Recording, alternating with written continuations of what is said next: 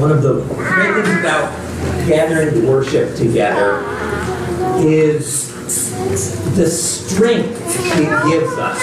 You know, when you've had a difficult week or you're dealing with challenges, you've got a lot on your mind, and you can just let go of those things and just really focus on those songs and the prayers, and just the way it changes the way you see your life, the way you start focusing on God and on Christ and what He's done for you and just those eternal things, and just changes your perspective. I think that's how worship should be, that it should give us the strength and the endurance to keep going even through challenging times. And my hope is that not only the worship this morning will have done that, but hopefully the sermon will do that as well this morning too.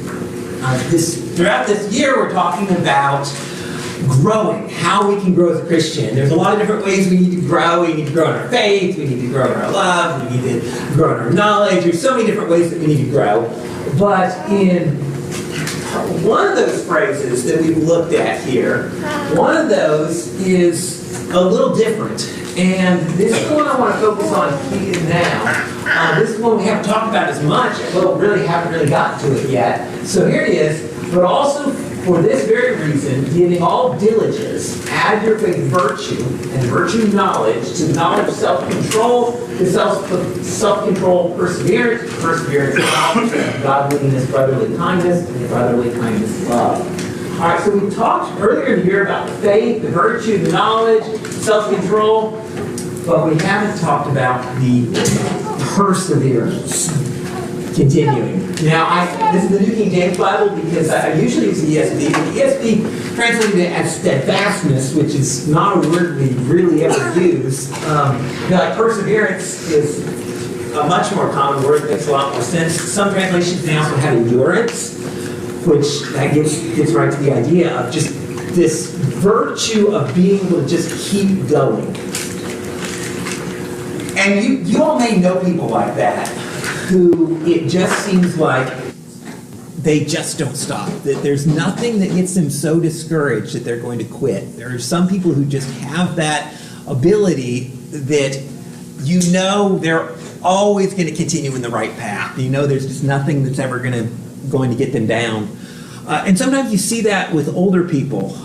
Maybe you know some older people like that. Maybe you've had a grandparent or someone in your life who's touched you in that way, that when you think about all the things they've been through, you think about what was it that kept them going? How was it that they just continued to do the right thing, having dealt with all of those challenges in their life? And so that's what I want to focus on this morning, is this idea of how do you continue to have that perseverance even when things are challenging and difficult. And we're going to do that from this text in Hebrews that we just read. So flipping your Bibles over to Hebrews chapter 12. I appreciate Keenan reading that scripture for us. It's just 3 verses. But all I want to do in this sermon is just work through those 3 verses, because there's so much in there. And almost every word you can bring so much out of, because it's just a great text for thinking about how to just keep going when things are challenging. The lesson this morning is called Consider Him, because the text in Hebrews, it culminates in this idea of look at Jesus. The best way to continue on that path is to focus on Him. But there's a lot of nuances to what it means to really looking at Jesus. What do I look at? What do I think about? How do I keep my mind focused in that way that will keep me going through those challenges? So when I think about this life, the way that the Hebrew writer describes it is like a race. And that's one of the beauties of this text, is he uses this race analogy throughout it. This analogy of you're running, and it's not a sprint, it's a marathon. You've got a long ways to go. What's going to keep you going throughout the rest of that course?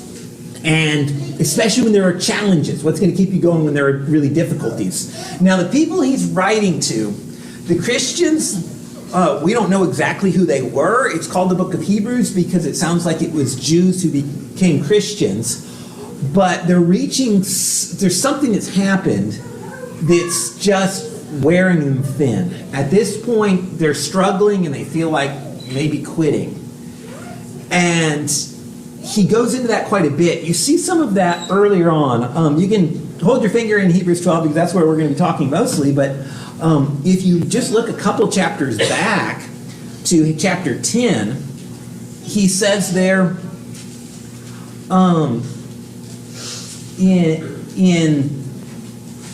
in verse 32 of chapter 10, he says, "But recall the former days, when after you were enlightened, you endured a hard struggle with sufferings, sometimes being publicly exposed to reproach and affliction, and sometimes being partners with those so treated.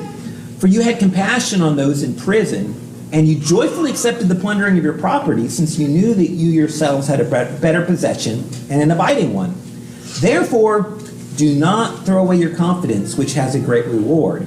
For you have need of endurance, so that when you have done the will of God, you may receive what is promised." So they've been through a lot. He mentions people in prison, and it sounds like it's in prison for being a Christian. He mentions people having their property confiscated.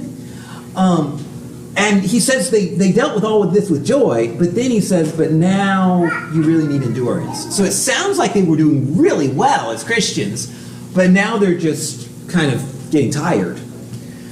No, I've never been through what they went through, and probably I doubt that any of us have really been through that, of being in prison for being a Christian, or losing your property or anything like that. But we do suffer. We do go through hard times. And I think it is the sort of thing where you can do that for a while. For a while, you can really keep your focus, and you can feel like, yes, I can take this. But you know, if it's ongoing for day after day, eventually it just weighs on you. And maybe it can be a whole variety of different things. It can be a health challenge. Sometimes we're dealing with our body just isn't behaving right. Sometimes it can be a spiritual struggle, that you're dealing with sin, and you just feel like you just can't get rid of that sin, and it's just plaguing you. Sometimes it's a relationship challenge, that there's just people in your life that just make things hard. Sometimes it's a very stressful situation of maybe at work, or just whatever environment you're in just has so much just ongoing stress. And with any of those kinds of things, it can feel like they're just never going to end. And you can take it for a day, you can take it for a couple of days, you can take it for a week, but if it feels like it's your whole life, then eventually you just feel tired and you just want to quit running. That's exactly what this book is about here, the book of Hebrews. And that's really what this text is here. So let's look back to Hebrews 12, let's work through it and think about what do we do in that situation. Hebrews 12, verse 1. Therefore, since we are surrounded by so great a cloud of witnesses, let us also lay aside every weight and sin which clings so closely, and let us run with endurance the race that is set before us. All right, so here's this call to run this race with endurance. And the first thing, first point I can get from this is he says, look at the ones who are surrounding us. You notice that we're surrounded. Who are we surrounded by? He says, therefore, since we're surrounded by so great a cloud of witnesses. So here's the way I picture this. If I'm running this race, I see the track in front of me, I see the challenges, I feel the sweat, I feel the pain of the running. And he says, look around just a little bit more. Who's around you, surrounding you right now? And it's this picture of like this big crowd cheering you on. This word cloud here, it can also have this idea sometimes of a cloud of people can be this like a crowd, which is the way he's using it here. This big group of people here. Now, you really have to look at the context from the previous chapter to know who he's talking about with this cloud of people. In the previous chapter, chapter 11, is all about walking by faith. And the way he teaches us to live by faith is by taking us back to people in the Old Testament. And he just lists all these characters. It's such a great chapter because it's just this big list of all these different characters and what they did by faith. He talks about Abraham and Moses and Noah and Moses, and he just goes on and on with all these different people and the great things they did by faith.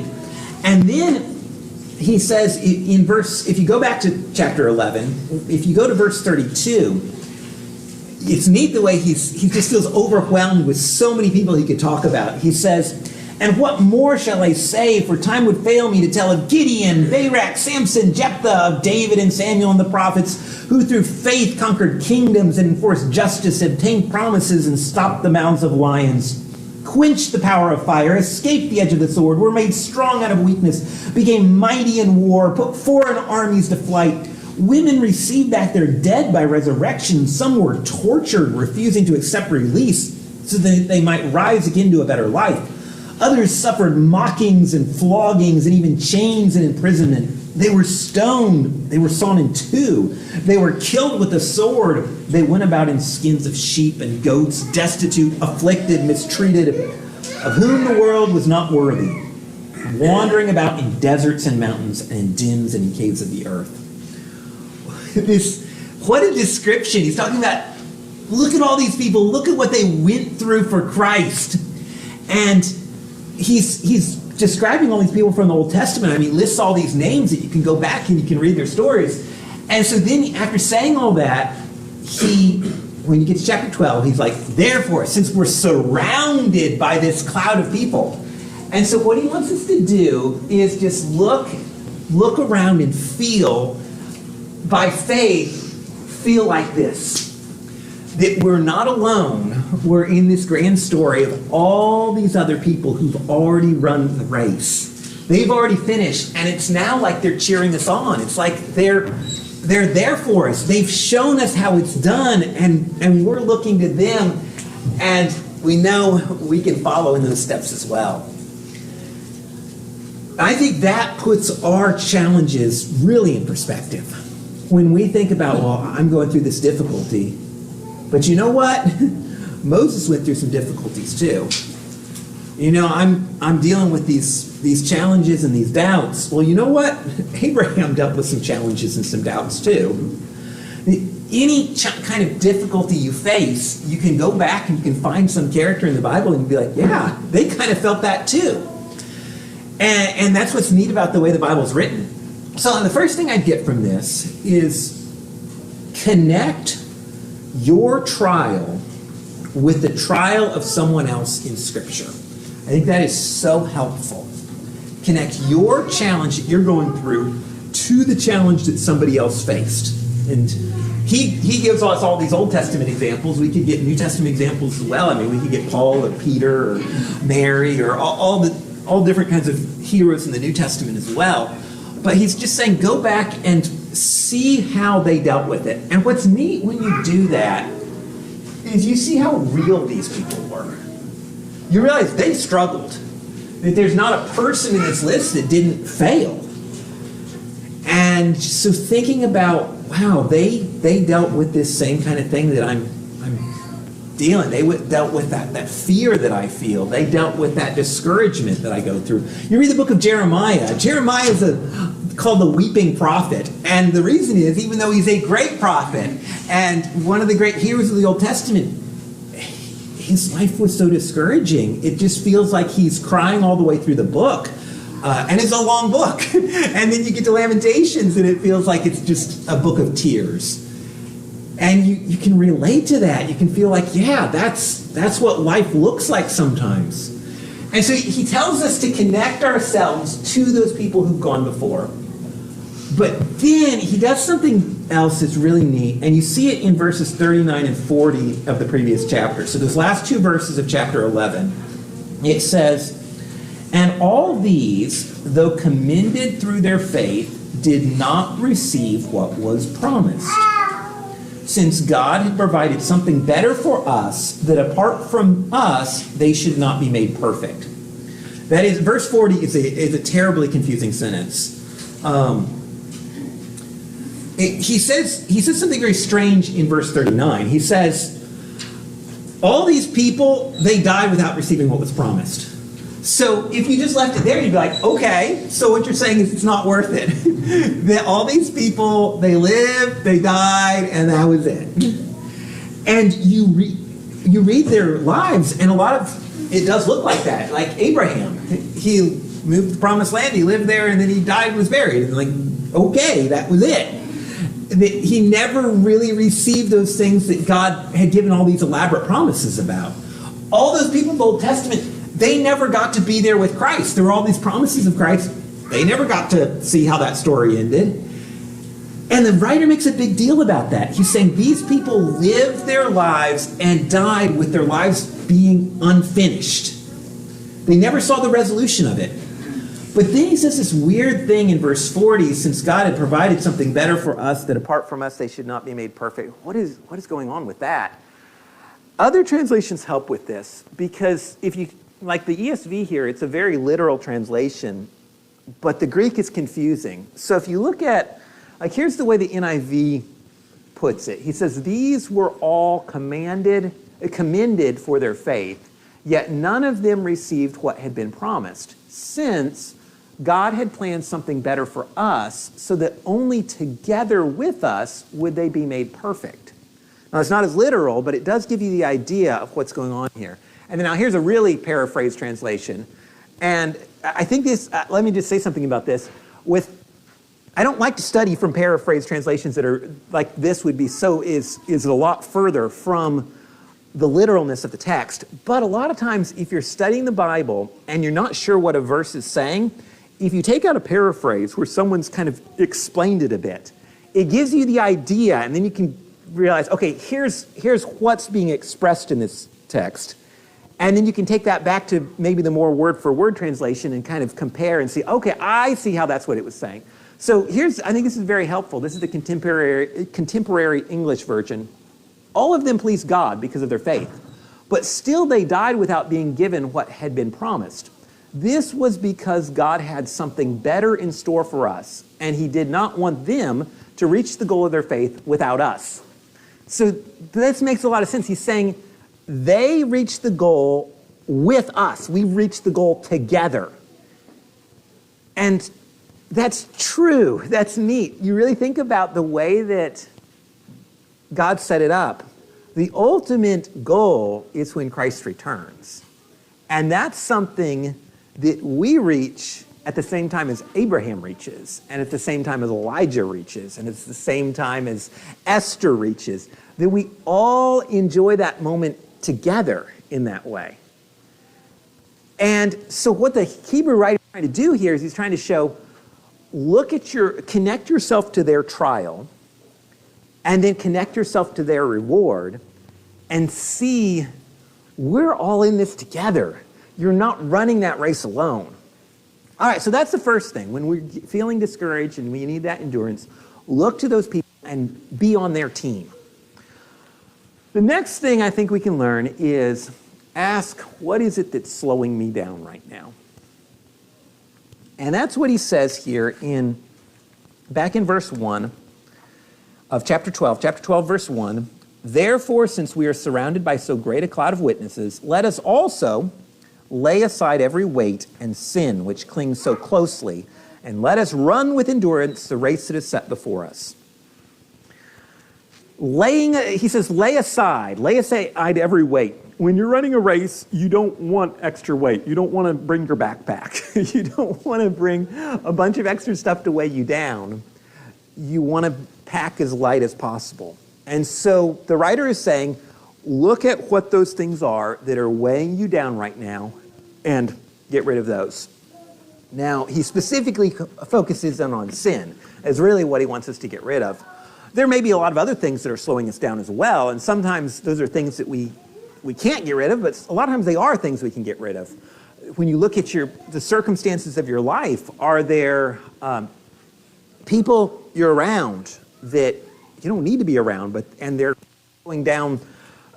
slowing down your endurance here?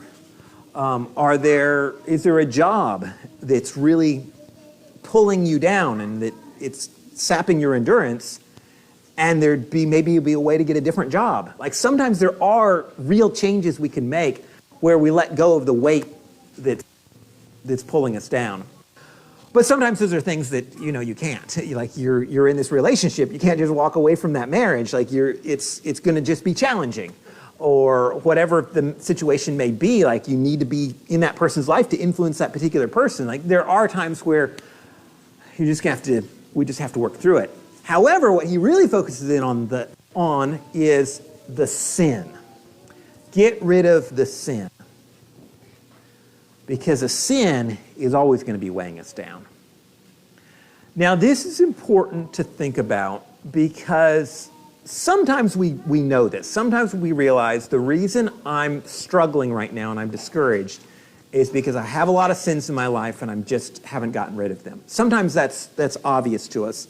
Other times it's not. I think there are a lot of times where Christians will feel very discouraged. And they know there's some sin in their life, but they're just not taking it real seriously. But they don't know, why is it that I don't have that close relationship with God? Why is it that I just feel like I just not really, just kind of lukewarm right now? And what may be something we don't realize is sin will do that to us. That if I just get to the point where I'm just kind of okay with the sin in my life, it's weighing me down. If I'm not actively fighting against it, it's pulling me down right now. And it is sapping my strength and affecting my relationship with God and affecting my faith and all of those things. And so he's just saying, once we've taken that strength from seeing all these people from the Old Testament, what that needs to do is give us the strength to get rid of sin, to find whatever that sin is in my life and fight to have it gone. And of course, it can be a whole sermon on its own, and it has been. I've preached multiple sermons on that this year, so you can go back and listen to those of how do we get rid of sin in our lives. There's a sermon I preached a few weeks back about stop sin before it happens, of getting rid of that before I even fall into that sin.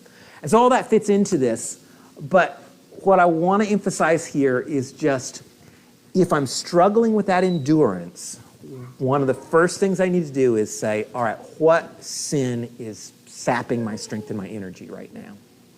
All right, that leads us to the next point of focus in on Jesus. And this is where he pushes for the rest of this text. It's all about look at Jesus. We can look at those Old Testament characters and we need to look at them.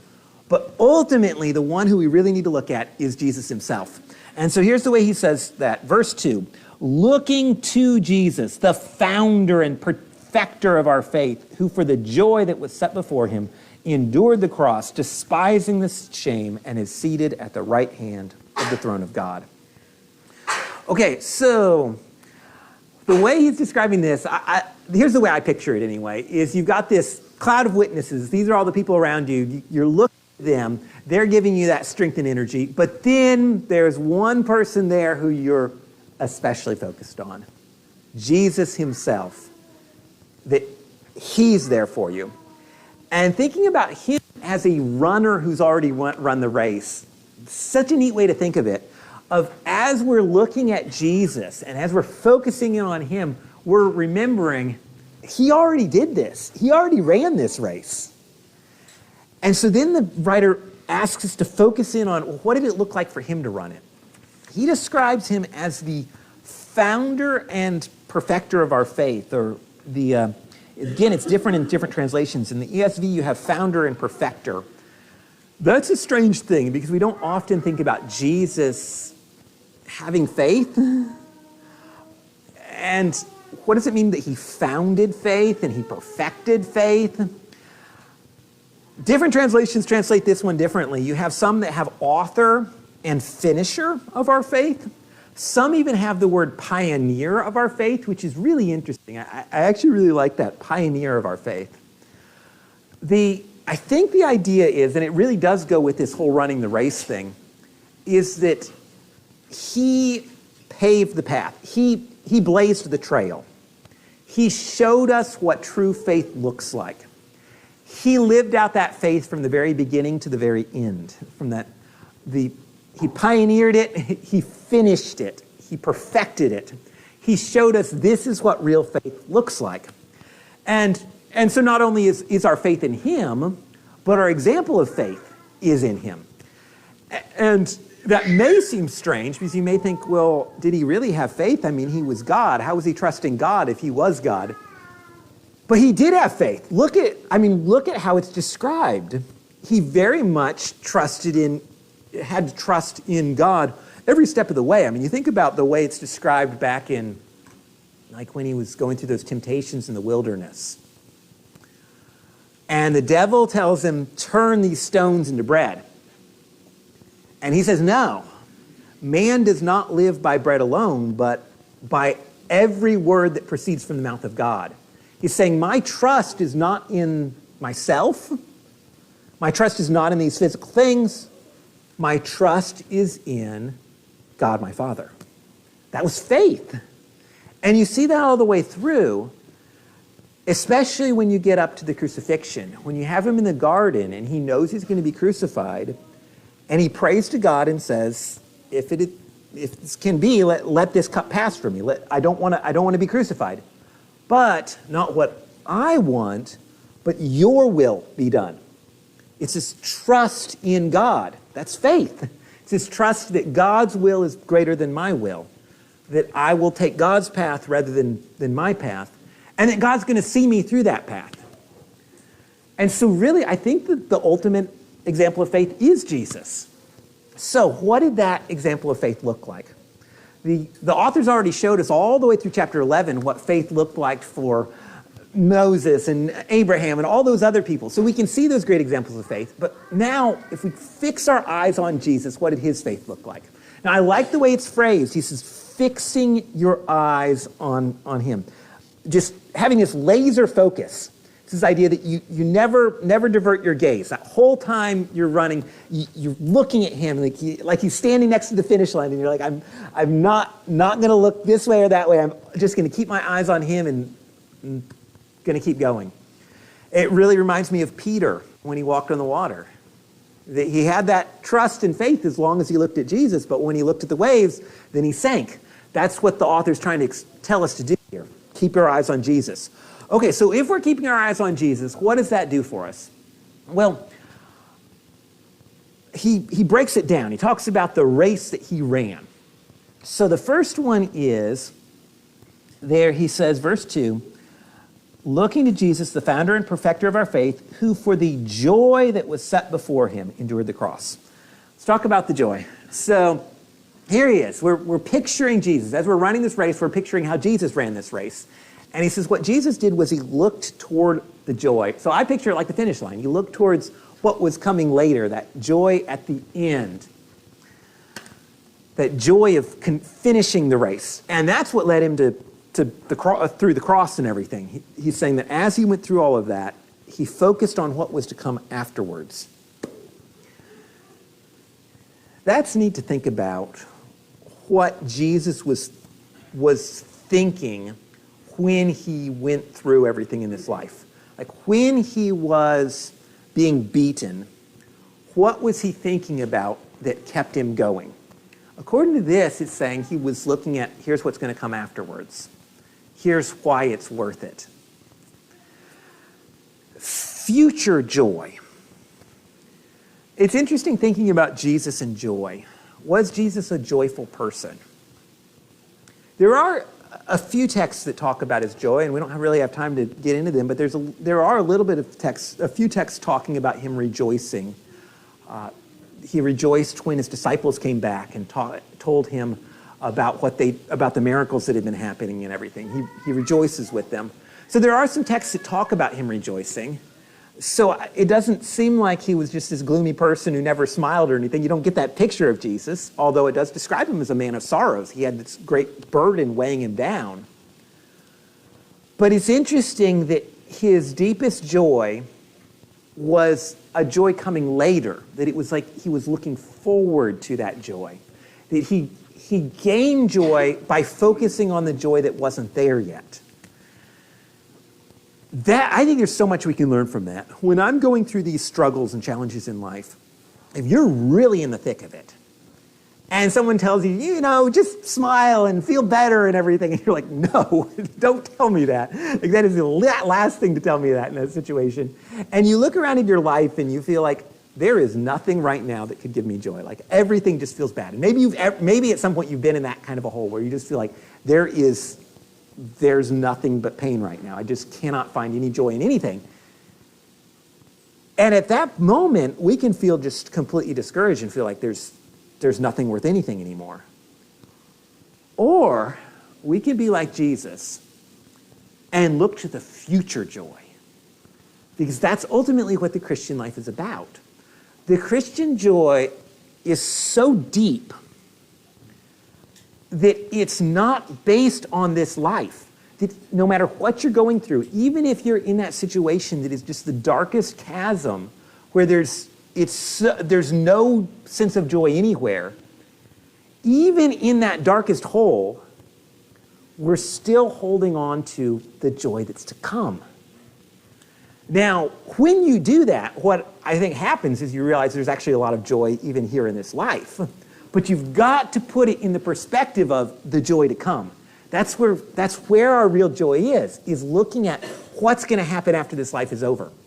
Now, what was that for Jesus? What was the future joy that he was looking forward to? It mentions here at the end of that verse, it talks about him seated at the right hand of the throne of God. So at the end, he dies, he's resurrected, he goes back up to heaven, he's seated at God's right hand. So maybe it's this finishing it and being there on the throne. Maybe that's the joy. But even expanding it out from that, I think about that text where Jesus talks about heaven rejoicing. You think about a verse in the Bible where it talks about heaven rejoicing. There's that verse where he says, there's more joy in heaven over one sinner who repents than over 99 who need no repentance. He says, heaven is rejoicing when a sinner repents and turns to God. And so just thinking about what gives Jesus joy right now, one of the things that gives him great joy is when we turn our lives to him, when we follow him, when he can save us. That gives him great joy. And so I do wonder if this future joy isn't so much just like, phew, I'm all done with that, I can finally sit down. Maybe that's missing it. Maybe the joy is the salvation he brings us, that it was all worth it because he can welcome us to be with him. And so thinking about it from that perspective, it's this joy of that love of bringing us into his presence, of us all being together someday. That's, if we look at it from that perspective, in that way, that's a joy I share too, that I can't wait to be with him as well. That we want to focus our eyes on that of being with him someday in that wonderful eternal relationship. And so what the writer's trying to help us do is put our life in perspective. When we go through the challenges, can we see a joy that is so much deeper than anything we have, any pain we deal with in this life? And I think the key to that is to really focus in on what is it that I'm looking forward to when Christ comes back? What is it? What is it that I can really hold on to, that I really want, I really desire? And just spending a lot of time really studying and thinking about Christ's return and that eternity with Christ and what that's going to be like, and letting that fill us with hope and joy to the point that the things here in this life just don't matter as much. The pain here in this life melts away. Now, there's a text in Hebrews that we actually read already, but it connects with this so much. Jump back to Hebrews 10. Remember when we were talking about the challenges that the Christians here were going through? You have exactly this. Hebrews 10, verse 34, you have this idea of future joy. Verse 34, it says, you had compassion on those in prison, and you joyfully accepted the plundering of your property, since you know that you yourselves have a better possession and an abiding one. You were joyful even when you were losing all your stuff. How could you be joyful when you're losing all your stuff? Because you know you have something better. That perspective of what is to come is so much greater than anything they have in this life, that they'll give up those things because they see the reward at the end. All right, so that's the one thing, is the joy. But then he takes us here, continuing in verse 12, in chapter 12 of verse 2 of chapter 12. Looking to Jesus, the founder and perfecter of our faith, who for the joy that was set before him endured the cross. What did the joy do for him? It allowed him to suffer the cross, this incredible pain. The cross was not only a moment of incredible pain and torture and just excruciating anguish that we just can't even imagine, but Jesus also used that as a picture of our own challenges and suffering. You remember when he tells his disciples that if you're going to come after me, you must deny yourself and take up your cross and follow me. He doesn't mean just like have a picture of a cross, wear a cross or something. No, he's saying you take on that suffering as well. Now, hopefully none of us have to be nailed to a cross, but we all go through challenges. And Jesus was telling them, his followers up front, you choosing to follow me is going to look a lot like my life, that you're going to go through difficult challenges. Now, the particular challenges that he focuses in on there in that verse when he says, you must deny yourself and take up your cross, the deny yourself and taking up your cross, they're very connected. If I live a self-centered life, I will suffer challenges, but you know what? I can just keep focusing on me and doing more and more things for me. And sometimes, there's people who you feel like, do they ever suffer? I mean, these are people who are just so, they accumulate so much wealth. They seem to be just living all for themselves. And it's like, wow, they have absolutely nothing to complain about in this life. And Jesus is calling us to a life that's the absolute opposite of that. That it's a life that's not about me. It's about giving up all the things that are about me and living for Christ and living for others. And that will lead to suffering. That will lead to challenges because others come before me. And so what I think that shows us is enduring the cross, that's actually a choice. Now, there is pain we deal with in this life that I didn't choose that pain, but there are other things that my choosing to do the right thing led to that suffering. My choosing to follow Christ led to that. And all I have to do to remove the suffering is just start living selfishly and stop doing the things I'm doing, and the suffering goes away. There's situations like that. But Jesus said, not my will, but yours be done, because he was looking to the joy of the reward. Now, connecting that to the next part of the verse, he says, endured the cross, despising the shame. Or I've got scorning the shame. And the reason is despising the shame is again, another strange way of translating it. So here's looking at a couple other translations. That Greek word, the definition, when I looked it up, you get this: to contemn, despise, disdain, think little or nothing of. What does it mean to despise the shame? I think the think little or nothing of kind of helps us a little bit. Because when you think of despising shame, it sounds kind of like, well, I hate shame. I hope I never have to be ashamed. But that's not, I don't think that's what's going on here. And other translations capture this a little bit. NIV has scorning its shame. The Net Bible says disregarding its shame. That's really interesting. I think that really gets at the idea here is this, the shame meant nothing to him. That rather than him taking this shame so personally and feeling so like, oh, I can't believe they treat me this way. I can't believe that people were spitting on me and all that. Instead, it just rolled right off of him. It didn't mean anything to him because that's not where his mindset was. And I think that's very helpful for us because so many times the things that get discouraging for us is how other people are treating us. That if you feel like other people just don't treat you like they should, or you just feel like being a Christian is difficult because you do have other people mocking you or making fun of you or treating you in some way that's not good, sometimes focusing on like Jesus and saying, how other people think of me doesn't matter because I'm focused in on the joy ahead. That was Jesus. And so then it says, despising the shame, and is seated at the right hand of the throne of God. That brings it all together. He finished the race. He completed the journey. He he won. If he'd fallen part way and never made it, then there'd be no reason to look at him. But he, like all these other cloud of witnesses, they finished it, they completed it. And we know they enjoy the reward because Jesus enjoyed the reward and won the reward for all of us.